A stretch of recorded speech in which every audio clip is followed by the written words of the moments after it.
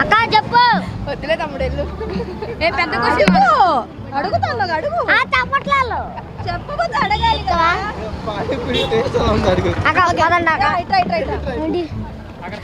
Panipuri taste ఎలా ఉందో అడుగు. పానీపూరి టేస్ట్ ఎలా ఉందక్క చెప్పండి కక్కమాకండి చెప్పు.